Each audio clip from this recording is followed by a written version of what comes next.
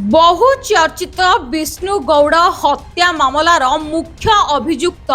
Doctor Hrishikesh Tripathi को आजीवन jail. मामलार अन्य दुई सहयोगी गंगा बेहेरा और विधान सेठी को 2 वर्ष लेखाए जेल दंडादेश शुणाई अतिरिक्त जिला दौरा जज। घटनारू प्रकाश जे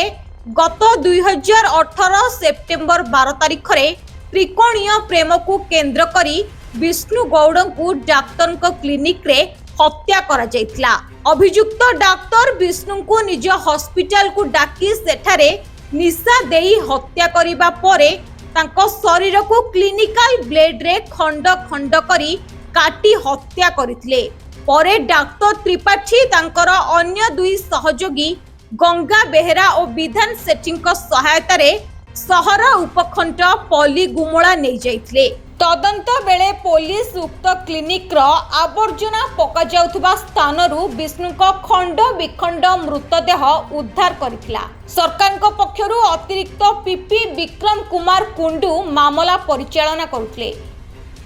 मो न्याय परिचालन को धन्यवाद देवी। बहुत मात्रा मोबाइल लगी Vikram Kundu sir government advocate and PP बड़े सर आईएससी रिटायरमेंट कर भी मो बहुत लगी बाकी सब वकील मैंने बहुत हेल्प कर मोर प्रकाश जी सुरेंद्र पट्टनायक सी भी मो सब मतलब मो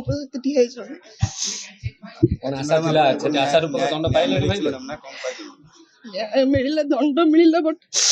जो पर्यटन सी न मरी से पर्यटन आत्मा शांति ना दंड मिलला बोली मुझे खुशी जो टाइप सोड़ू छोट पिला धरिकी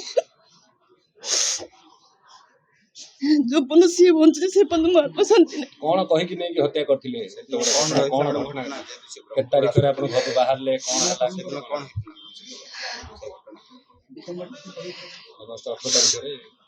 अगस्त 18 तारीख रे से मते बैंक रे छेड़ के आस्तिले तबरे बैंक रे गल्ला पर मते कहतिले मु कॉल करले मु नहीं छेड़ देबी घरे बट से घर को फेरी नांदी तो से संध्या रे मु कॉल कला से कहले मु गाड़ी नंबर प्लेट लगाउची रिटर्न करबी मु सब कतरे कथा नहीं सोडी सकाळू सकाळ मु कॉल कला आसी से कहले मु डॉक्टर के पाखे अछि बाबा को लेके से देखेबा बोली कहले जेटा लास्ट कॉल आ मु कथा नहीं केमनी कोन हत्या करा होला रोगी हिसाब रे दैतिले कोन हिसाब ना ना से रोगी हिसाब रे नो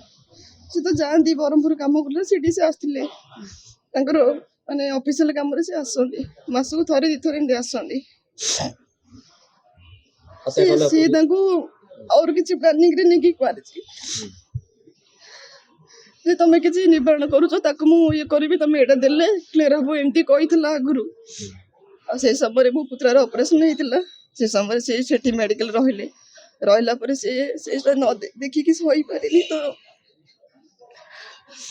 ताको डाकी कि नै पुणी तार एरिया को भी नै सेठी भी मारे को ट्राई करछि बोली मु पर सुनिया को पाइली बहुत चेष्टा करछि गोटा हार बाइतला एथर सीधा निज घरे एटा मरिया पूर्व तांगो निशा पिछा इंजेक्शन दे जे बोले कि मते कहले पुलिस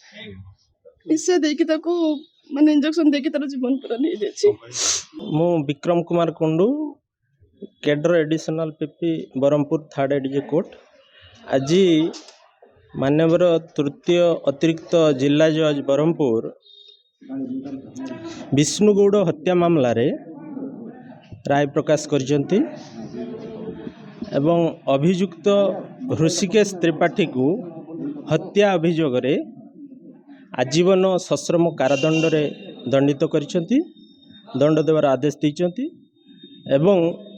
10 लाख टंका जरिमाना देवा पई आदेश दैचंती एवं अन्य 2 जन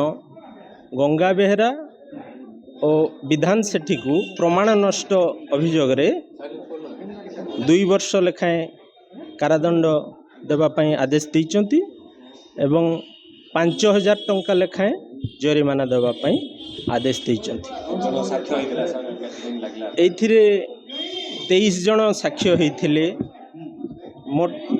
23 जन साक्ष्य होइथिले एवं एटा 19/8/2018 मसीहार घटना एवं कोरोना पीरियड रे टिके ट्रायल डिस्टर्ब होइथिला तापरे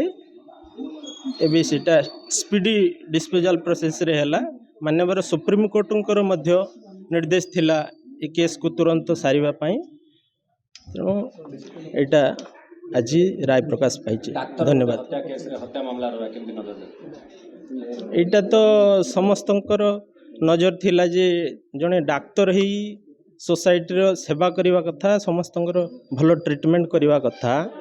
किंतु से डाक्तर ही मध्य जड़े लोक को यही भाव जघन्य भाव